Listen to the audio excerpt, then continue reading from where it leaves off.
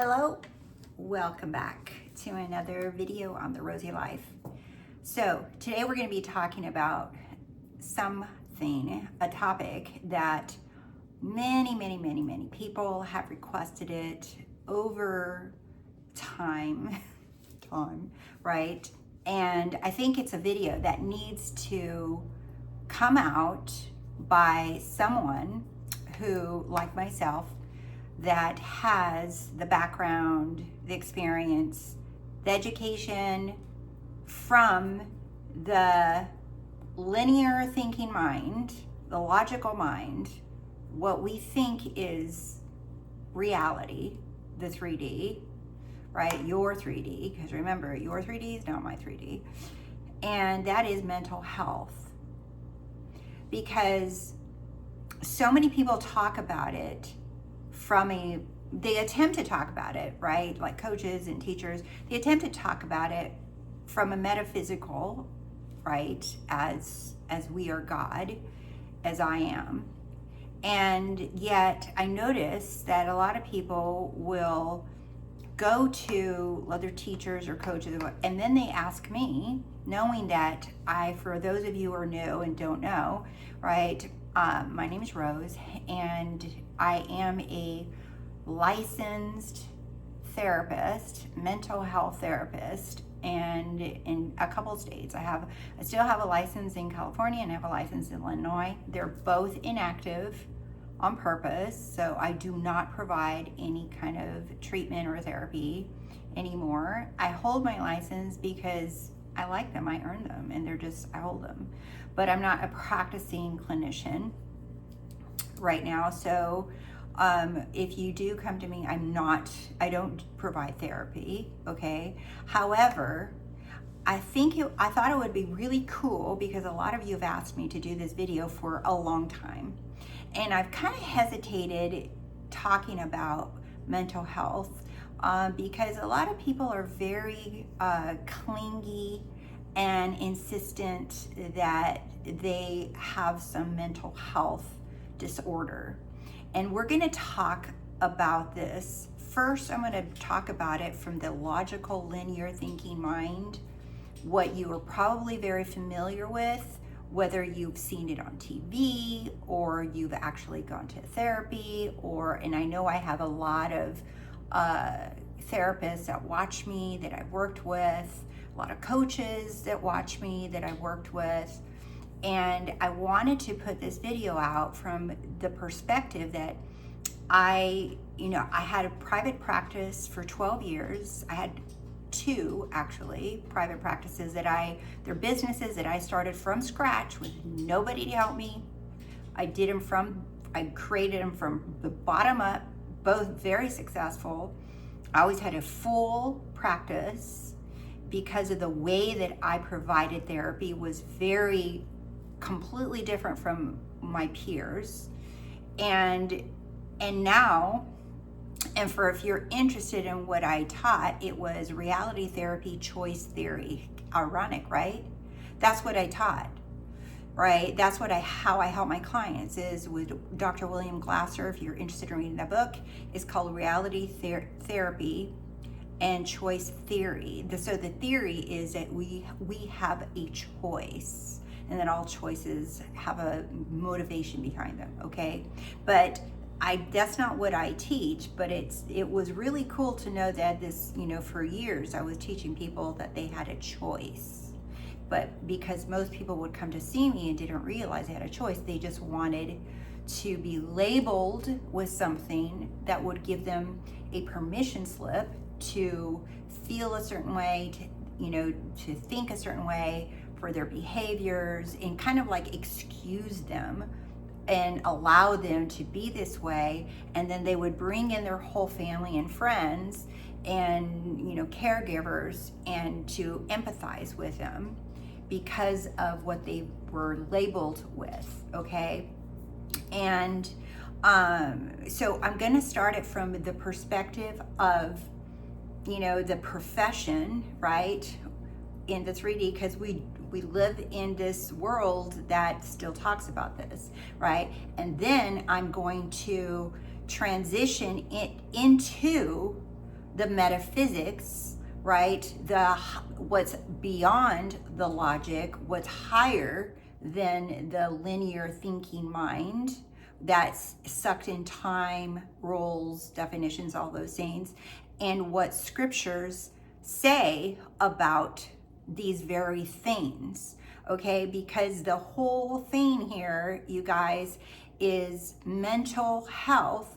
Now, for those of you who are new to the teachings of you are God and you are the I am and you create your reality, right? You might be very new to this and it might be very like 180 from what you've probably learned and heard maybe from different practices, okay? I am not giving you advice in this video.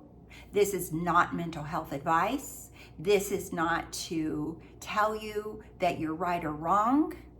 I am only pointing out who you are. I'm pointing out who you are. I'm reminding you that you are source, that you are God, you are the one and only power of your reality, right? And I'm going to share my personal experience as a shrink for many years. Not only did I have private practice, but I actually got invited by my alma mater from grad school to come teach this as a professor. For a couple years I taught to up and coming clinicians.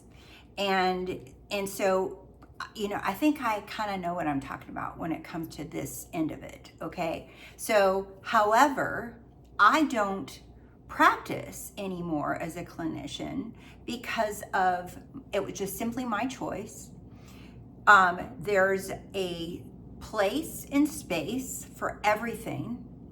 There's, you know, when people ask me, should I still go to therapy? It's like, if you want to, right? Because I can't tell you what you should and shouldn't do. You know, I'm happy that there's many therapists out there, and among them, there's some really, really wonderful ones. And then there's the others. And I'm glad, I'm grateful that they're amazing and do great work at what they do. Do you see? But remember, it depends on your awareness of who you are being as source and the creator of your reality.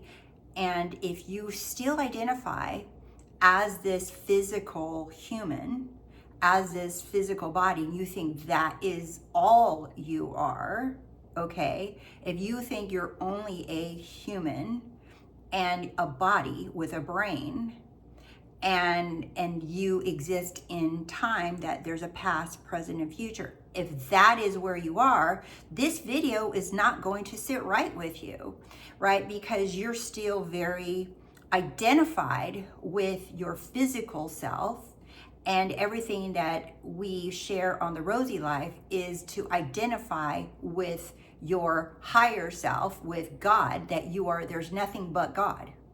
There's nothing but God having infinite experiences through infinite viewpoints, and each viewpoint is a human perspective.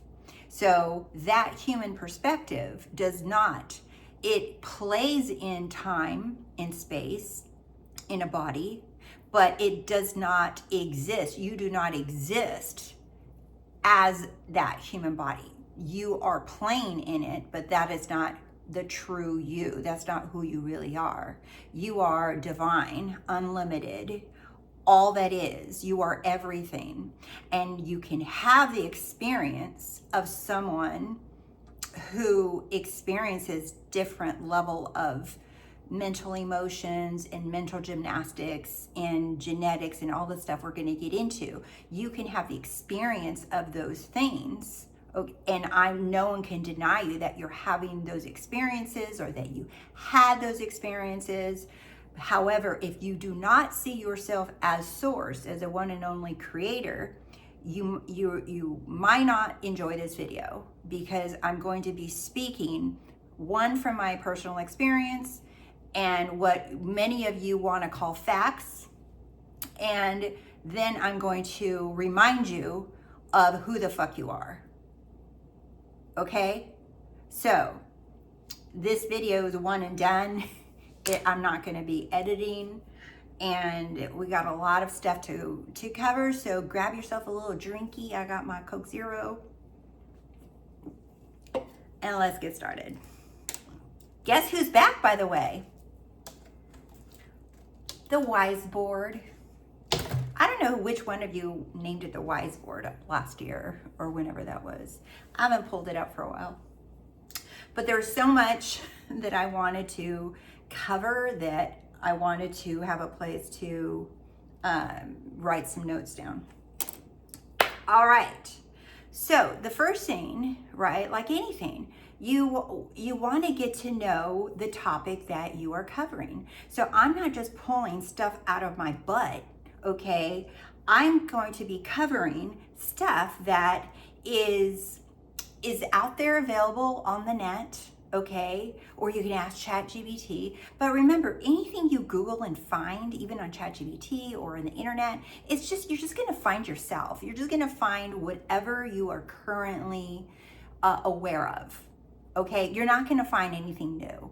That's just how it is, okay? Because everything, ChatGPT, the internet is just your reflection. Same with TikTok, same with YouTube, same with coaches, same with thumbnails, same with everything. You're just gonna find yourself, okay? There's no out there, okay? There's nothing out there. There's only your reflection. That's it, okay? But because we're focused on this mental health topic, and why I wanted to make this video too is because a lot of people come up with key terms like coaches and teachers and people just throwing out terms, and they don't have like a clue of what they're even saying, okay? It's like they're like throwing terms out to people, to the masses, all right? And I'm going to give you some ideas.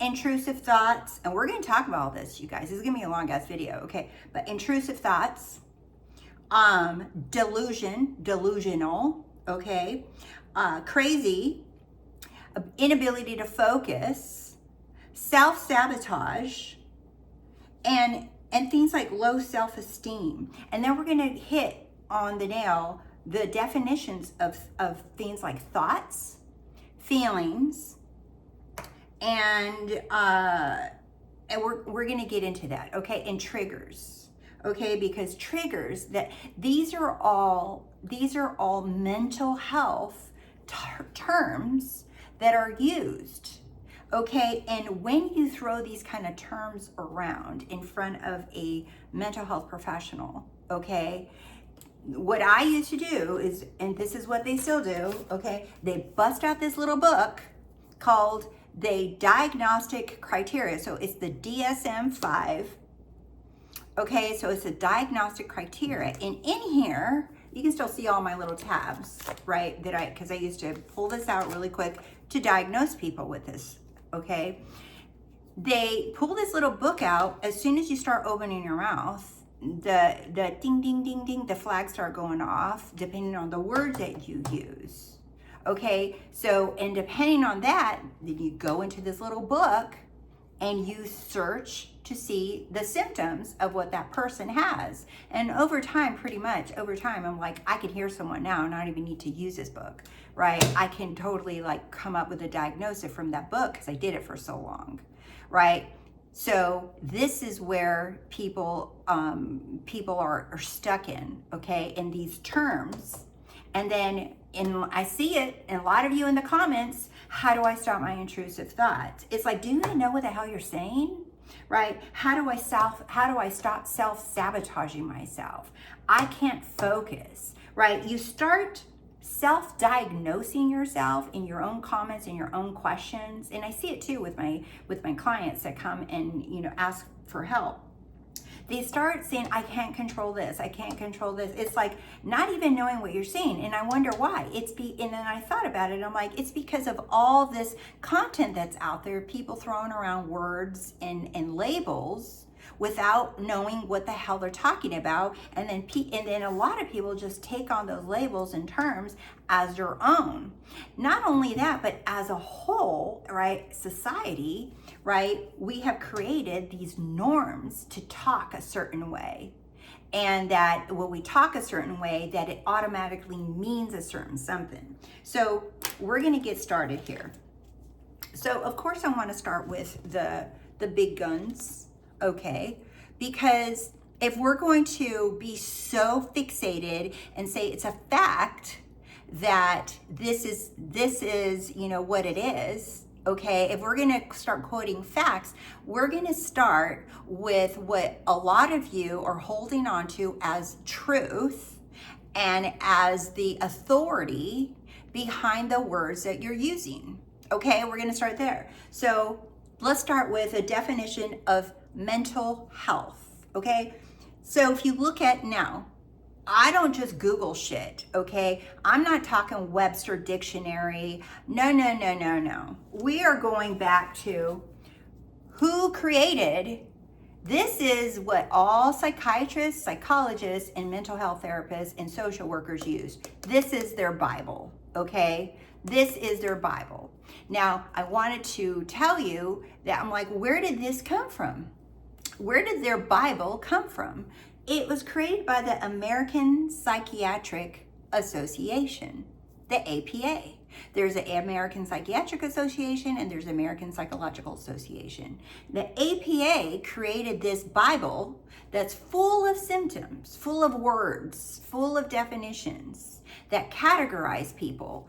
And then why was this created though? This was created for two simple main reasons. The first one is because they wanted to have common wording, common use of words, so that the mental health professionals could speak to each other with a common knowledge of using like a word depression or anxiety. So this is the book. Everybody says they agree. This is what these symptoms, the following symptoms, okay, that means that person has depression.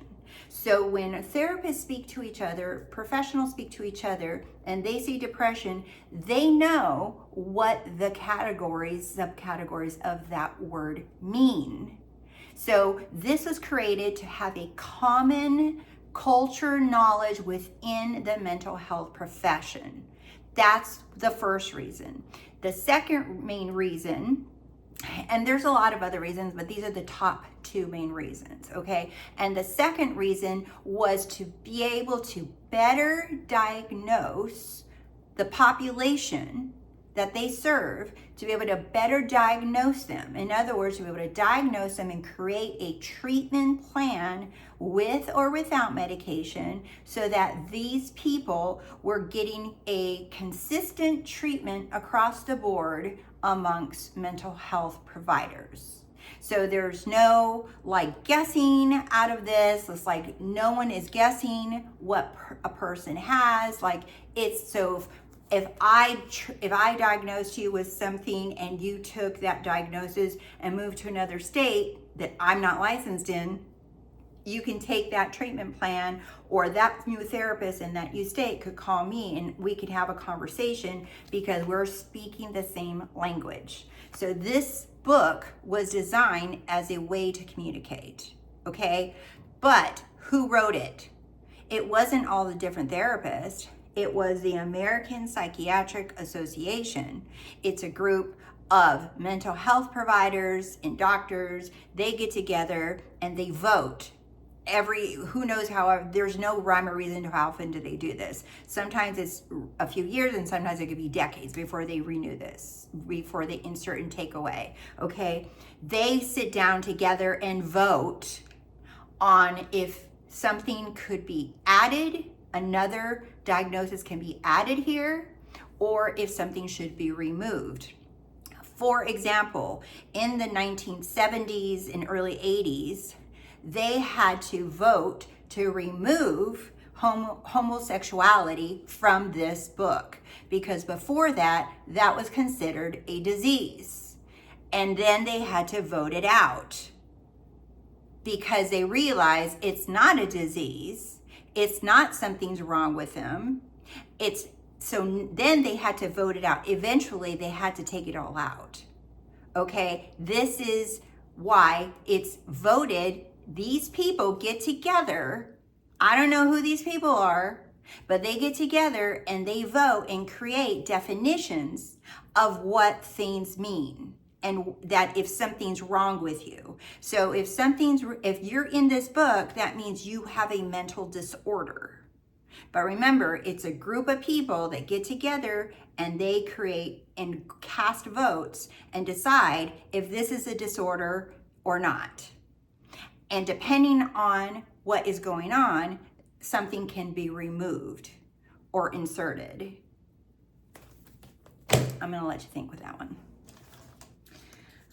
I'm going to let you decide the credibility of what's in that book by what I said. You guys can go Google this shit yourself if you want to. Okay. So mental health. So I got the definitions not just from Google, but from the American Psychiatric Association and the American Psychological Association.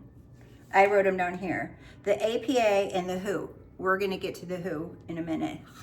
The WHO. It's the World Health Organization, by the way. Okay, so mental health is state of emotional well-being to cope with the stresses of life. This is the APA's definition. To be able to cope with the stresses of life. Can for those of you who know who you are, can we talk about an assumption right there? Automatically assume.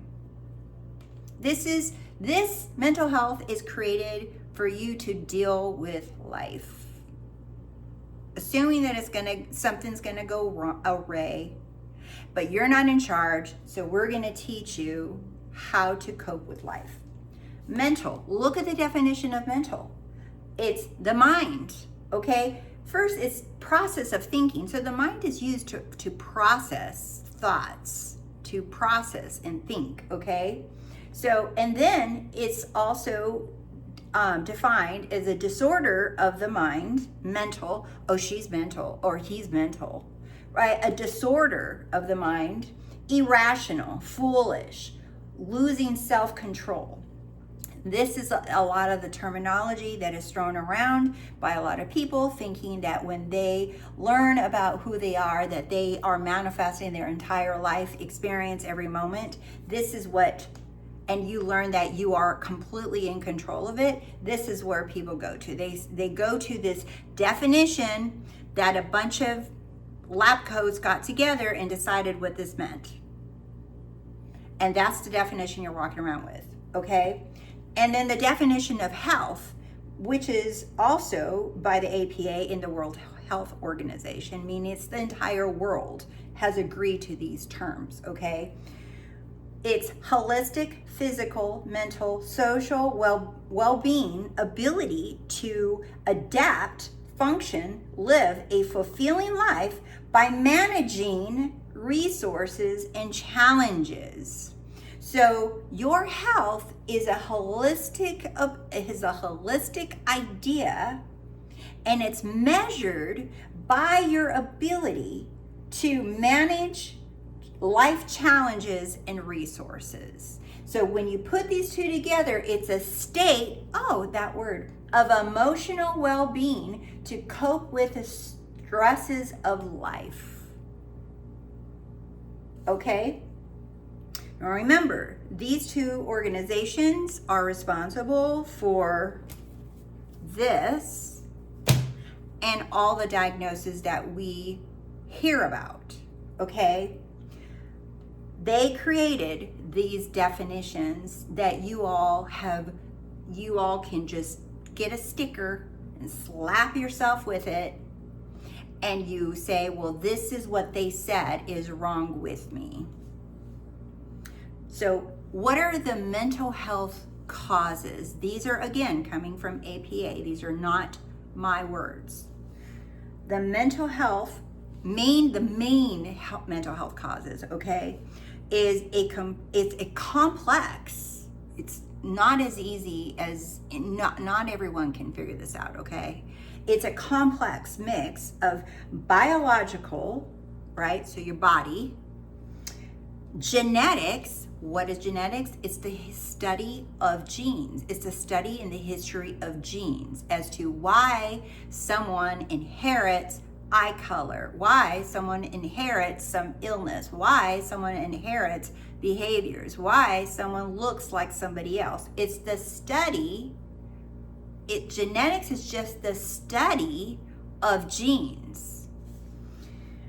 Brain chemistry, injury, trauma, stress, coping skills, and social cultural. These are the main causes and definitions as to why someone has a mental health disorder or illness or disease. All of those words are used, okay? They're saying that these are the causes of any mental health disorder and disease.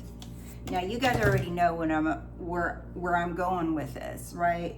The mental health, what's the key word right there? I'm gonna grab something. The key word is cause. That's the key word, right? The cause of mental health. Who's the only cause? What is the one and only cause of your life? That's what I thought. Now, before we get into the scripture, I want to get into some of these words that are thrown around in the manifesting community. Okay? So, I'm going to start off with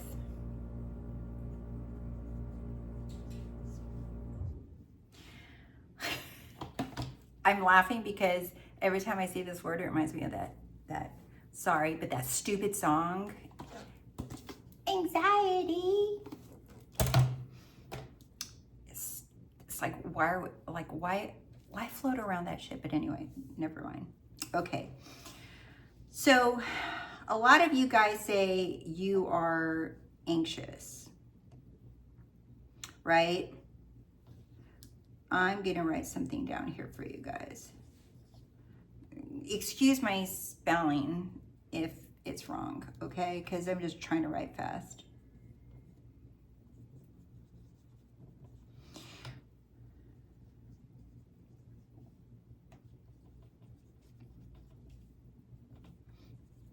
All right. So a lot of you are like, you say you have anxiety, okay? That you have anxiety, and I'm gonna tell you right now, you guys, there is like a whole tab, a whole section called anxiety disorders, okay? There's not just one. Oh no, baby. There's a lot of them, okay? But here's I'm gonna summarize them, okay? What is it? It's apprehensive expectation. In other words, you can't control your worry. That's what anxiety, summarizes it, okay? It's apprehensive expectation. You've heard it. Anxiety is about the past, depression is about anxiety is about the future, depression is about the past, okay? So apprehensive expectation. Apprehensive, it makes me think of Mabel when I give her something new, a snack to eat, and she does this. I think I mentioned this on a video. Oh yeah, it was on my live Q&A. She barely opens her mouth. She wants it, but she's apprehensive. She's like, it's like not even enough room to put the treat in her mouth. She's just like, and maybe a little her tongue will come out. She's so apprehensive about it, okay? Apprehensive expectation. Expectation of what? You're constantly expecting to be apprehensive, that you need to be on guard. You can't control your worry. You can't stop worrying. That's what it's saying. You're constantly expecting to be apprehensive. It's an expectation. That's anxiety. Okay? I'm doing this for a reason, so stick with me. We're gonna nail this, okay? Here's another one that I hear and read in the comments And I hear coaches throwing this out and they're just like, just like, well, it doesn't matter.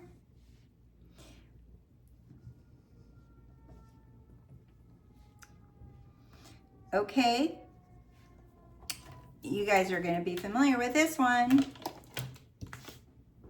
Intrusive thoughts. I'm spiraling. Let's look at what we hear about this. What does the APA have to say about this? What have they labeled this as? It's caused by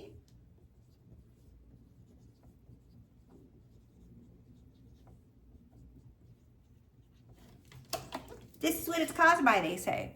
Caused by deep-seated fear.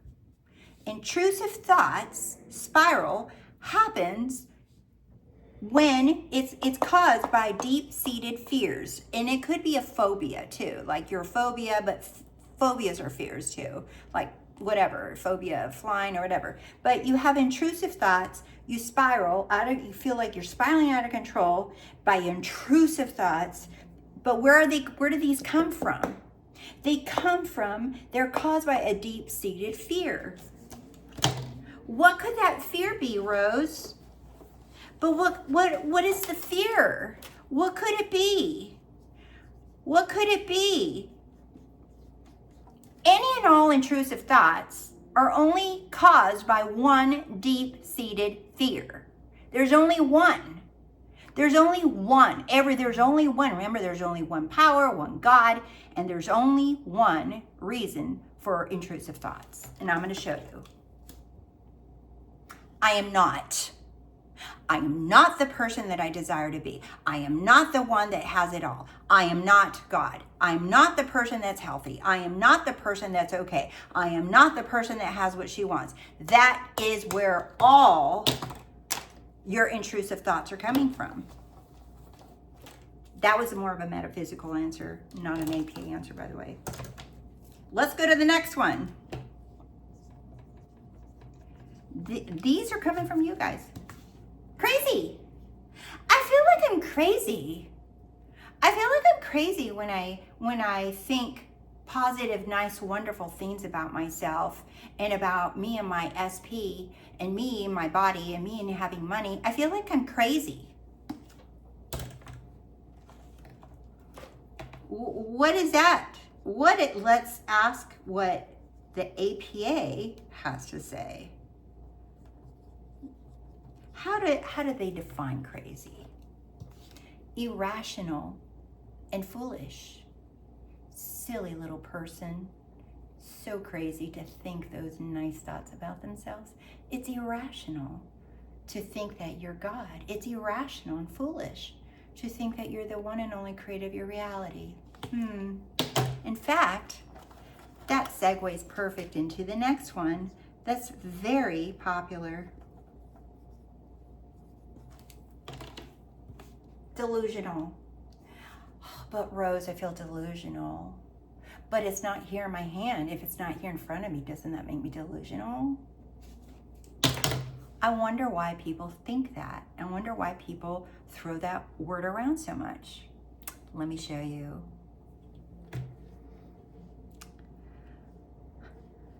And by the way, delusional, I'm lying to myself. I call that AKA delusional. Here's the reason why. Here's the reason why you think this, because here's the APA's definition of delusional. You're going to really love this one. This one's probably my favorite to share with you.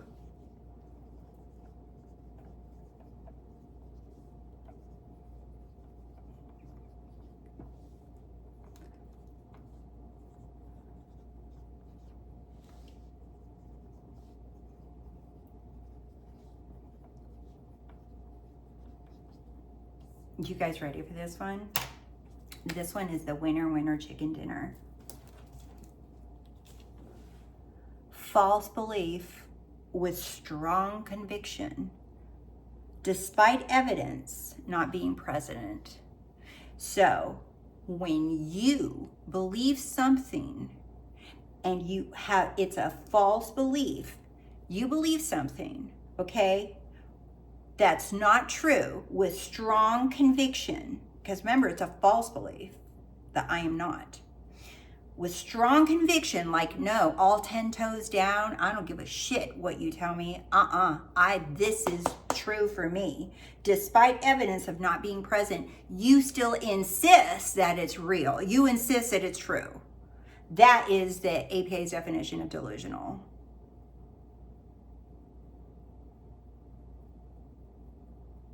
So when you hear, now let's just take, I'm using my French kitchen towel from Paris. That's okay, I can wash it. I only use French kitchen towels. I don't know if you guys are familiar with this brand, but it's Garnier Thibault. These are the only kitchen towels that I use. They're like, the more you wash them, the softer they get. At first they're like cardboard, and then, but I've had all of these for years. Let's see.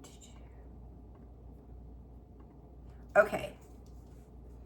Let's take away just the word delusional. Let's like throw it out for a second, okay? Let's just put it to a side. What's left? What's left? What do you guys read?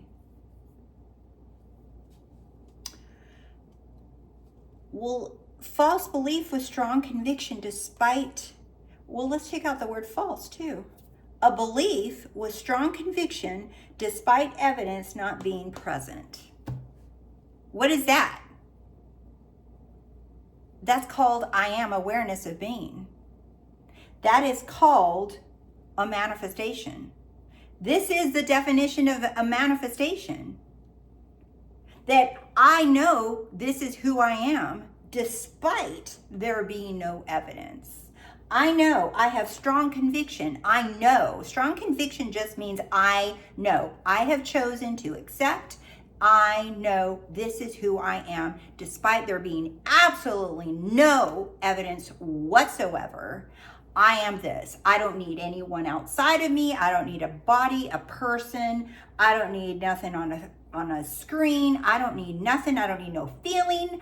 I don't need no proof, no evidence outside of my own awareness and conviction and choice and knowing that I am this person no matter what. That is manifesting. This is where everything changes in your life, when you do exactly the opposite of what's roaming around on the internet. Do you see why you guys sometimes walk around saying these words to yourselves? I wanted you guys to kind of really get familiar with these words from a different perspective, okay? Because you guys have no idea. I not only taught this, but I did these. I used to work I did private practice. I worked in hospitals. I did psych evaluations. I sent people to psychiatric hospitals based off of these words. I think you guys are getting an idea why I don't do this anymore. But again, there's a place and space for these people still here, therapists who still do this.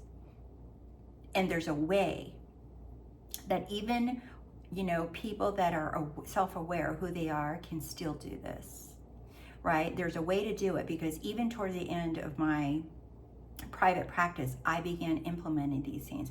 I just simply was ready to move on to a completely different path for myself. Like I have had so many different careers, and I have kicked ass and been a success at every single one of them. I've been a flight attendant, I was a realtor, I was a teacher, I was a professor, now in the therapist, obviously. I'm now a coach. It doesn't matter what career. When I'm done with it, I'm done. I'm done. I don't want to do it anymore. I'm not afraid to let a career go and that another one's not waiting for me. Because when I'm done, I know that I just don't want to do it. And no one and nothing's going to make me keep doing a career that I just don't feel happy in. I'm not motivated and unmotivated by the money or not to stay in it. I'm not afraid that there's no more money. I'm not afraid of what if I don't have more money. None of that is even on my radar. I'm true to myself. I do what I want. I go for what I want, and I know that the money's there. I know that I'm going to be happy. I know that I'm going to be a success at whatever I do, no matter what. I know that no one compares to me. I know that no one can do it the way that I do. I am true to myself. Like, even watch these videos, for example, a little side note, like my videos, my content. Like, I've been doing my YouTube channel for several years, and I've done TikTok, and I've taught in so many different ways over the years. Sometimes I like doing vlogs, sometimes I do vertical TikToks, sometimes I look half asleep in a dark room, sometimes I'm playing outside with Mabel, sometimes I look half asleep in my pajamas, sometimes I'm full face and hair and glam. It doesn't matter. It's like, I know it doesn't matter how I do a video. It doesn't matter if it's vertical or horizontal. It doesn't matter if I have a thumbnail on it. Those are not the cause. A thumbnail and the way that I look and the way my hair is done and my makeup's done and my background in my video, which I used to give a shit a lot about, right? None of that matters. It's me. It's me that no one can compare to. It's me that speaks as the authority on the Rosey Life. It's me that people want to see. It's me. It's my awareness, my energy. That is what people want to watch. So why would I give two shits about my hair, about what I look like, and what if I'm on TikTok or if I'm on Instagram or if I'm on YouTube? I don't have rules. I don't let anybody tell me what I should and shouldn't be doing. I'm not trying to prove a point and like, oh, I'm only going to do one platform. That makes me more special. It's like, if I feel inspired to go to TikTok, I have no idea why. I just did it. I just got on there and started recording, and that right there just created a spark in me to create even more content because I was over there. So you see, I don't ask why. I don't try to set little rules and parameters for myself. I don't pretend to be something that I'm not. I don't try to be like anyone else. I don't try to do whatever. I'm me. I'm being authentically myself. Authentically myself. And to this day, I have been a success, and I know that all my videos are a success. I know that people love to work with me. They prefer to work with me after even working with many other coaches. And those other coaches are amazing. Amazing. Okay, it has nothing to do with that. It's me. I'm irreplaceable. Do you see? So when you know yourself, you know your worth, that's how you think. It's natural. It just comes natural. All right. So now we got delusional. We got crazy. We got intrusive thoughts. We got anxiety, right? Oh, and here's another one. Oh, I know that I shouldn't be thinking this. And I try, right? But I just feel like I am self-sabotaging myself.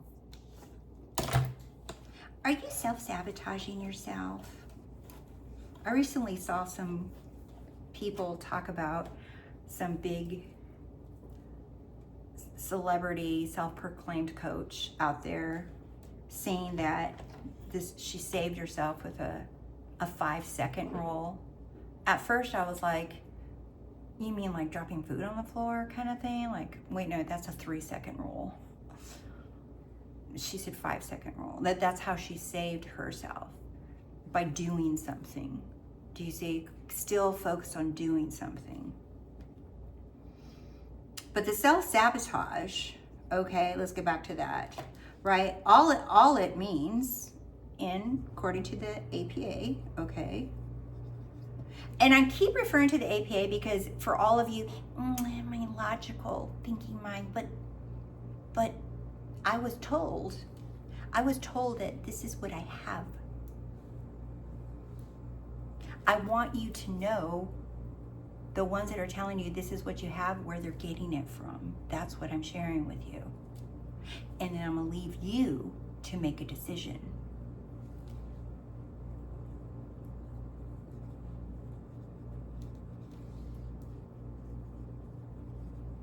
So when you're talking about self-sabotaging,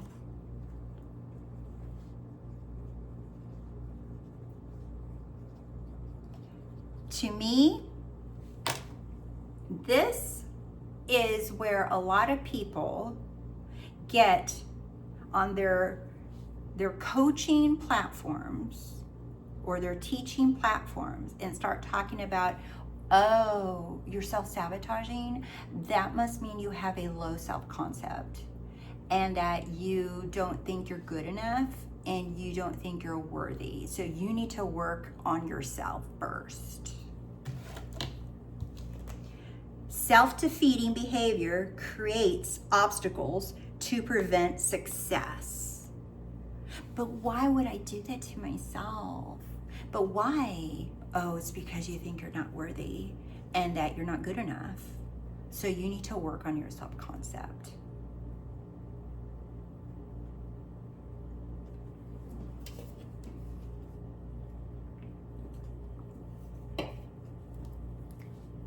Which is great in the self-help world of all these big 5-second rule coaches. If you want to work on yourself, but when you want to work on yourself, or do you want to know yourself? Which is it? Do you want to work on yourself, or do you want to know yourself? Because if you want to work on yourself, you're on the wrong channel, just letting you know. We don't do self-help and therapy and treatment here. We just remember who we are. I help you remember who you are. So do you want to work on yourself, or do you want to know yourself? Because this would be requiring you to work on yourself, to increase your self-concept, your self-confidence, your self-esteem, all of those interchangeable words. So when you know yourself, when you know who you are, when you have accepted, knowing yourself is accepting that you are God, no matter if you feel it or not, no matter if you think it or not, no matter if you have evidence of it or not, you accept that you are the one and only creator of your reality. When you know yourself, how would you have self-defeating behaviors and create obstacles for yourself to prevent success? This could only come, this is an idea that you can create. This is an experience, an idea and experience that you can create for yourself, but it's not a fact. Now, let's get into the bigger two words that we hear a lot. Thoughts and feelings, okay? This was my bread and butter for years, talking about thoughts and feelings. So let's start with thoughts, okay? Where do thoughts come from then? Have you ever asked yourself, where do thoughts come from? Where do they come from? Well, I went to the APA for that information once again, because that's what you guys have held on to as your truth.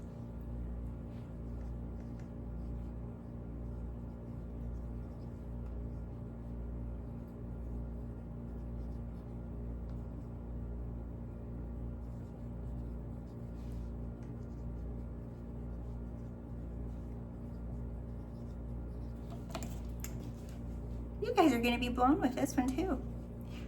Thoughts, where do they come from? They're neurons that are sparked by an internal state. Internal state. Where did we hear this before? Ah, yes. many metaphysical teachers, like Neville Goddard, have talked about your internal state of what? Being. Your internal state of being, your identity, the idea of who you are, causes thoughts. You know, the ones that you say are intrusive and spiraling. And what is the number one cause of intrusive thoughts? What was that? Fear. Fear of what? I am not. Your state of being is causing your thoughts. And the funny thing is that definition is coming from neuroscience, APA. Who? And then we have the next one, feelings. The one that you guys think you can't control. The feelings.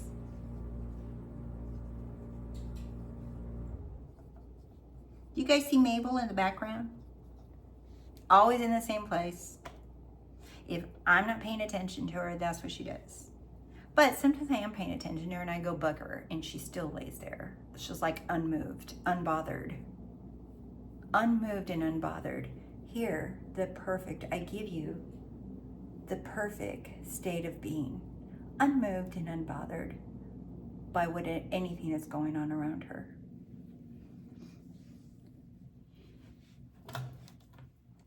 Okay, we have our feelings here. Okay, let me finish this.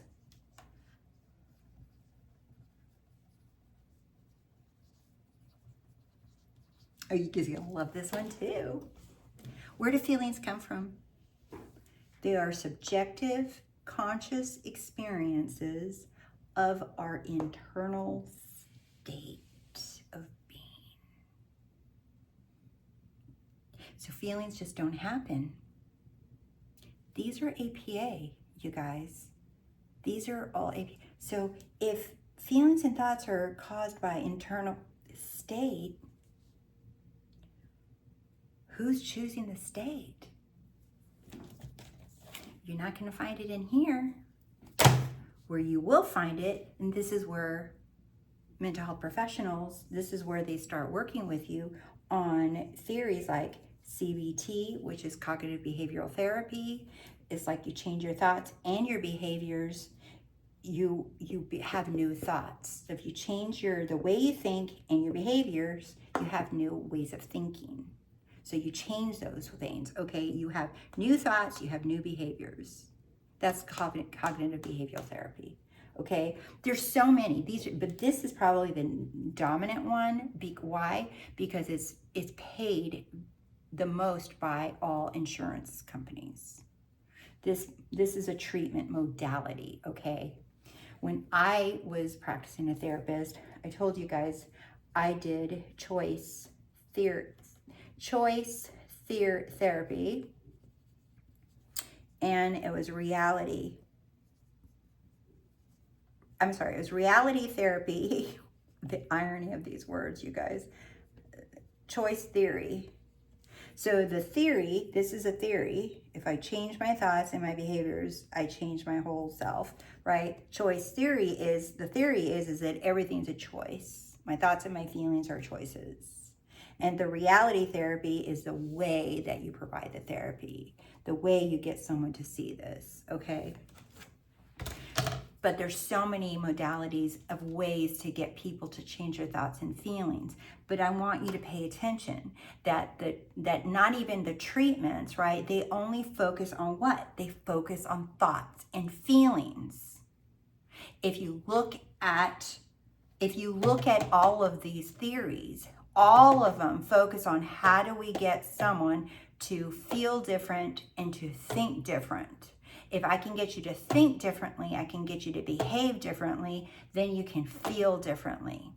The focus is on getting more sleep. Look, you can look this up. You get more sleep, eat better, exercise, think positive thoughts, read self-help books, blah, blah, blah, blah, blah, but never changing the identity, full identity. Why? Because the idea that we are this fixed human identity is what is taught, that we are this person. Because remember, as I said in the beginning on the definitions, it's the ability to cope with the stresses of life.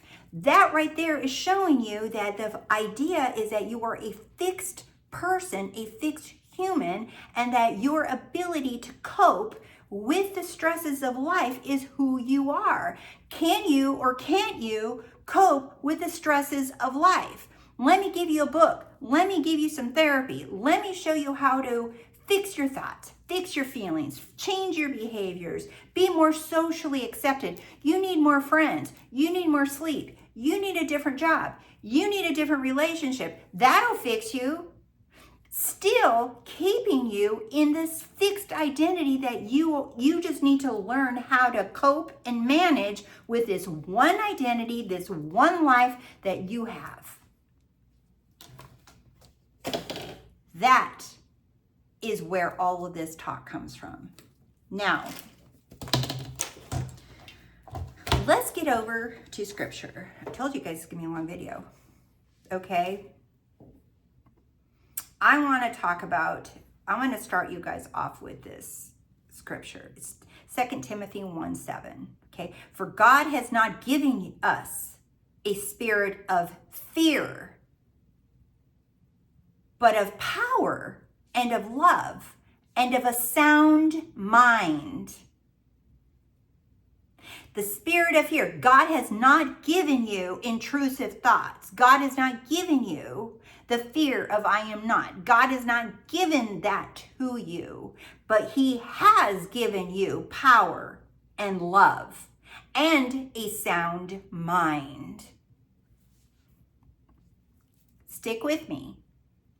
I was looking for certain miracles that Jesus performed. And if you notice, Jesus didn't play. Okay, when Jesus did miracles, he wasn't manifesting purple butterflies in parking spaces. Do you guys have records of that? No. When he did a miracle, when he manifested things, which we all do all day, these are miracles, right? He was like, let me see, the big guns. I don't have time for this little shit. Who's blind? Who can't see? Who can't walk? It's like, what?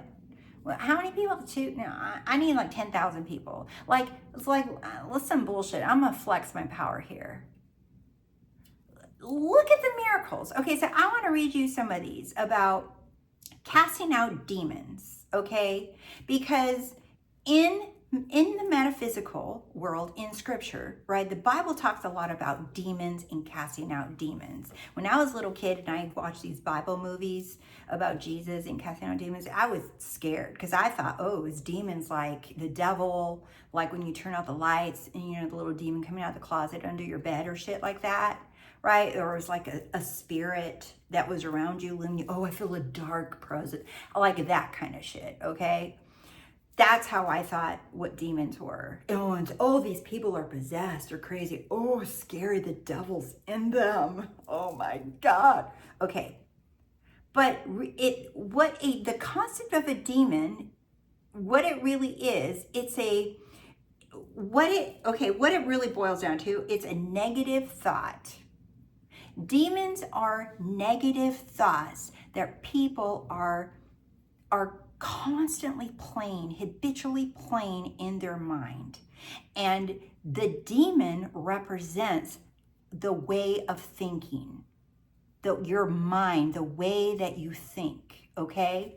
Now that you understand that, in Mark 1:21, Jesus cast out an unclean spirit, a demon, from a man in the synagogue, who then speaks clearly, astonishing the crowd. So Jesus comes upon this man who was talking all kinds of nonsense, who was saying all kinds of weird shit, stupid shit, delusional, cray-cray, mental, and everybody's afraid of him.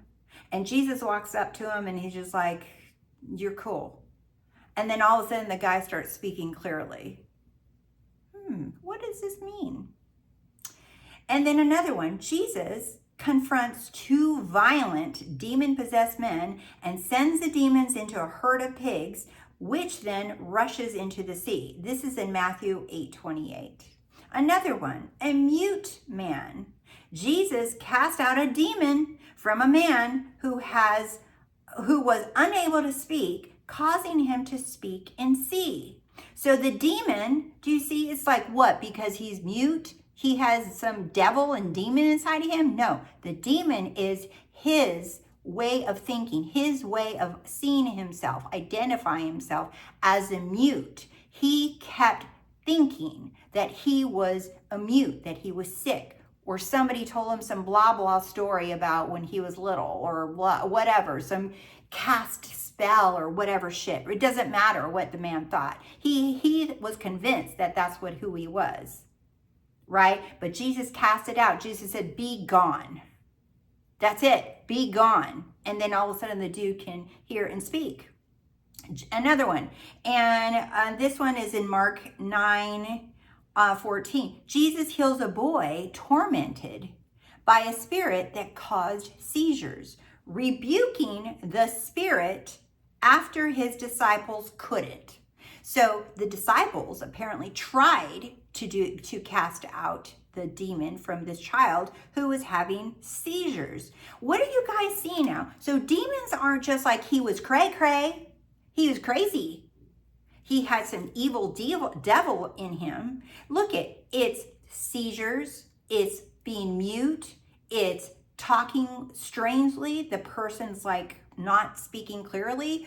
It's not just that person's mentally insane. It's the demon is the negative thought pattern of seeing yourself, of telling yourself the same story, that you're sick, that you're poor, that you're alone, that you're not loved. These are the demons that Jesus went around casting out and healed everybody instantly. Because why? As soon as Jesus shows up, which is what? What is Jesus Christ? It is your personal I am awareness of being. When you know yourself as I am awareness of being, that is Jesus showing up.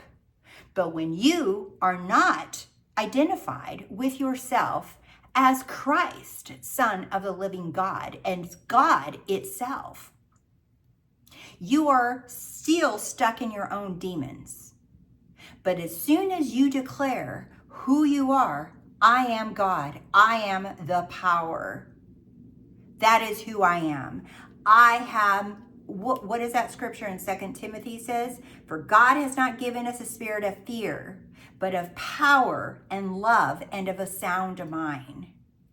So I am the spirit of God, of power, of love, of a sound mind. This is who I am. That's how fast those demons removed. In other words, the demon represents your unwanted story, your unwanted circumstances, your unwanted feelings, your unwanted. It doesn't say, well, we have to check first to see, we need to do a mental health evaluation, which, by the way, those are like, fuck. They could be anywhere from 2 pages to 50 pages long, depending on what the need for them. But let's see. We need to do a mental health evaluation on this dude who was talking weird at the temple. Can we get a history of the parents, any history of any trauma, any history of any issues that you might have had? Are you on any medications? How's your sleep?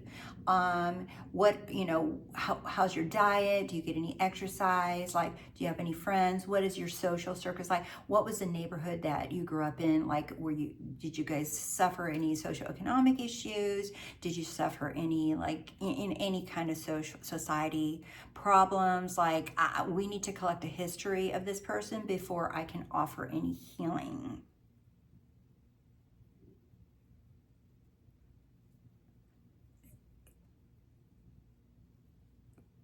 God said, let them be healed.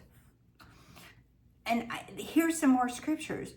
Do not let your heart be troubled. Believe in God. Believe also in me. This is, it's just John 14:1, but there's so many different translations to this. I love I love that one translation for me, but. So I want to give you the information and you decide. You must decide. And I also wanted to add in triggered, because a lot of you guys said, oh, I'm triggered. Triggered usually means that an external stimuli, something is triggering a response out of you. That something outside of you or a thought or a feeling is triggering a reaction, a response out of you. And then you walk around saying that you're triggered, right? That you're triggered, right? The triggers, right? One of the great studies that was done in psychology was done by Pavlov. If you guys have heard Pavlov, the dog, right? He did a study. There was a study with the dog, and it wasn't the treat was not the motivation for the dog. Giving a dog a treat is not the motivation, because the goal, right? The goal was to get the dog to do a certain behavior, and the treat was the technique. Okay, but what was wanted was the outcome. So at first it would ring a bell and the dog was like, I don't know. It didn't care. The dog did not care. Okay, but then what he did was he put down the food in front of the dog and rang the bell. And the dog would salivate and would begin wanting to eat the food, okay? But with repetition, he was able to remove the food altogether, the treat, no more treat, and just rang a bell, and the dog would begin to salivate. So he was studying conditioned response. That's what that is. Triggers, okay? A conditioned response. So it wasn't the treat that got the dog to do anything, to salivate, but it was the bell. Eventually, it was just the bell and no food was required. So you can condition yourself with external cues, with bells and treats or whatever the fuck, right? But it's you are creating and conditioning yourself to be triggered by an external thing or your own thoughts and feelings, and you're scaring the shit out of yourself. And I think I did a video about this a few years ago actually, when Rubio, our Chihuahua, was alive, and he'd walk around farting. He's 5-pound Chihuahua. He'd walk around farting and he would jump 10 feet away because he was afraid of his own fart. He'd fart and then he'd run, because he'd look back, he's like, what was that? And it came out of his own butt, right? That's what your triggers are. You are conditioning yourself to trigger yourself by your own fears. You are literally doing the whole Pavlov conditioned response. When you understand what a trigger is, they can't hold any power over you anymore. But that's why I wanted to really go in depth on these topics, because a lot of people throw all these words out and they don't know what they're saying. Well, now you got it. God has not given us a spirit of fear, but power and love. So all these mental health issues, look, and you will meet or hear of people, and maybe you have been diagnosed with different things. Like, I can keep going, like narcissism, like all toxic behaviors, like all these words, they're words. But remember who created the definitions. You have been given the power to create your own definitions. You are God. You have been given the power and authority to decide your identity, because even with the psychology stuff that I said, they said the inner state creates the thoughts and feelings. the capacity to deal with the stresses of life, the societal norms, right? You are God, and you get to decide your inner state of being. Who are you? Who are you? Do you identify yourself as a fixed little person that needs to figure out how to exist in this world? Because when you're doing that, right? What you're doing is, like, you think that this is you and this is your whole life, right? And that if you don't want to feel like this anymore and you want to feel like this, right? You got to figure out how to change yourself to be like this, but not understanding that you're still in the same identity. You're still in the same identity, just moving furniture around, moving thoughts, moving feelings, creating hobbies, working out, eating different, thinking positive thoughts, feeling good about yourself, saying positive affirmations in front of the mirror, like doing all this stuff, and it feels like you're actually doing shit. It feels like you're improving your life. You might feel a little bit better, but the whole time you're in the same identity. You think that you only have this one identity, this fixed life with a past, present, and future, and that you got to figure out how to make the best of it. When this is one of infinite identities, okay? And another way I like to talk about identities is different ideas of yourself. These are all different ideas that you can have of yourself. This is one idea. This is another idea. This is another idea. I can just go ahead and see myself differently. I can think of a different way to see myself. And if I can think of a different way that I'd like to see myself, talk about myself, then that identity or version or idea exists. And I claim it, because I'm not any of these. I'm not any of these. I am all of these, yet none of those, because I am plays in these. You yourself, as I am, you get to play in all of these, yet you are none of those. None of these have a hold on you. This one doesn't have a hold on you. This one doesn't have a hold on you. None of them have a hold on you, because you are nothing that could get stuck. Nothing can trap you. Nothing can get you stuck. No diagnosis, nothing can keep you stuck, because I am is all that is. I am is untouchable. You are untouchable. You are infinite. You are unlimited. That is who you are. You can claim yourself to be any idea of yourself, any version of yourself you desire right now, because they're all happening right now.